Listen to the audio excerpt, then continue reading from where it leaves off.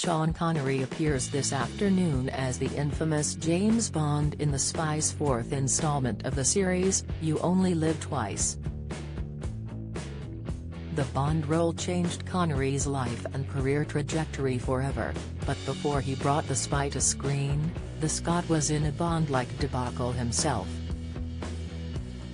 Connery's first appearance as the secret agent was in 1962's Dr. No, the debut film in the franchise's history.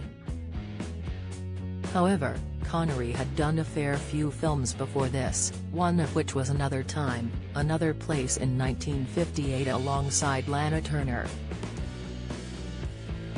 On the James Bond A to Z podcast, hosts Tom Butler, Tom Wheatley and Brendan Duffy detailed the incredible situation Connery found himself in as a result of this role.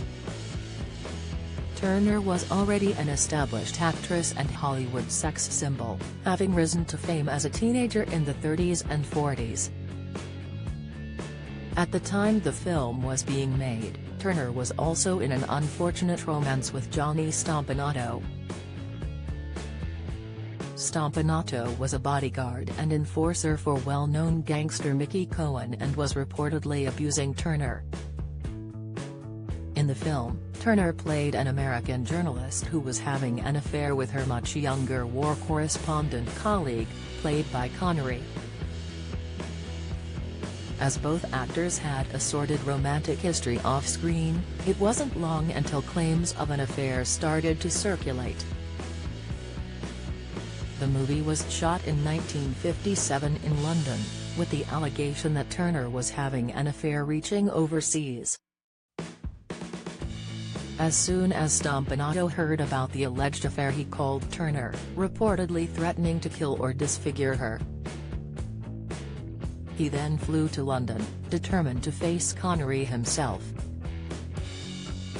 Turner attempted to warn Connery, urging him to stay away from the set on a day where they were set to shoot a scene embracing on a couch.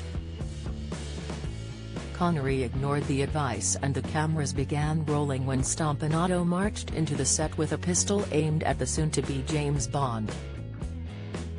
Unfortunately, Stompanato was unaware that barely 5 years earlier Connery had been competing in the bodybuilding competition Mr. Universe, and had a black belt in karate. Connery reportedly grabbed Stompanato's wrist and twisted it until the gun dropped, then floored him with one punch. "Don't miss," Turner called the police and Stompanato was swiftly deported for breaking the UK's gun laws. In an incredible twist, Stompanato would find his fate at the hands of Turner's teenage daughter the very next year. Turner's daughter, Cheryl Crane, was just 15 when she heard her mum and Stompanato arguing in the bedroom of their Beverly Hills home. Stompanato was allegedly making threats against Turner's life and, feeling threatened, Crane grabbed a knife in response.